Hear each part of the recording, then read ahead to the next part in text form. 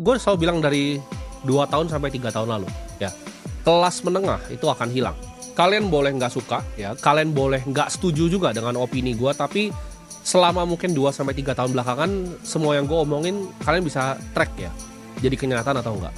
Era lu ibaratnya bisa hidup nyaman sebagai kelas menengah ya, lu bisa kerja biasa aja untuk mendapatkan rumah, lalu punya 1 mobil ya, dan hidup nyaman bisa sekolahin anak-anak itu udah hilang.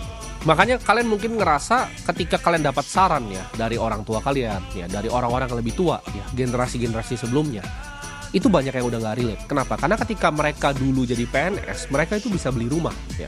Gaji mereka tuh cukup untuk mereka bisa cicil tanah dan akhirnya lunas dalam waktu 20 tahun, lalu mereka bisa beli mobil, gitu. Mereka bisa sekolahin kalian ya, sekarang anak-anaknya.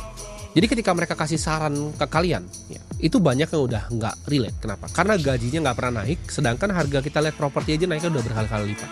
Dunia yang sekarang kalian lihat itu udah menurut gua nggak didesain lagi untuk adanya kelas menengah. Jadi ini tesis utama gua ya. Dunia ini akan dibagi menjadi 2 kelas, yaitu kelas para elit dan kelasnya budak nih gue sebutnya di sini. Ya. Jadi para elit ini akan jadi aset owner, yaitu pemilik aset, sedangkan nanti kelas budak ini nggak punya apa-apa dan mereka akan dipaksa untuk nyewa semuanya. Ya. Jadi akan jadi renting ekonomi. Ekonominya akan serba sewa. Mereka akan subscribe semua hidupnya. Ya.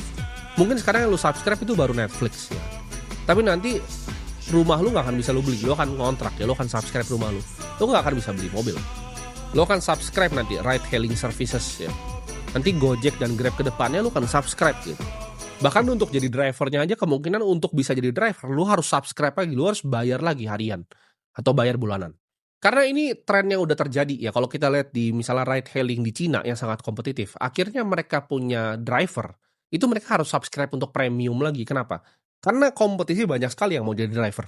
Ketika zaman dulu gue cerita orang tua kalian PNS bisa beli rumah, sekarang lu bekerja di SCBD aja, lu beli apartemen studio ya, yang bukan yang one bedroom. Studio aja lu udah nggak mampu beli sekarang. Dunia secara fundamental berubah, karena kita lihat ya secara prinsip ekonomi, ya return on capital, yaitu return on asset. Ketika lu beli aset, lu dapat return. Itu lebih besar dibanding pertumbuhan ekonominya sendiri. Artinya apa? Pemilik aset, yaitu owner, para elit ini akan selalu diuntungkan dari ekonomi orang-orang yang subscribe ini.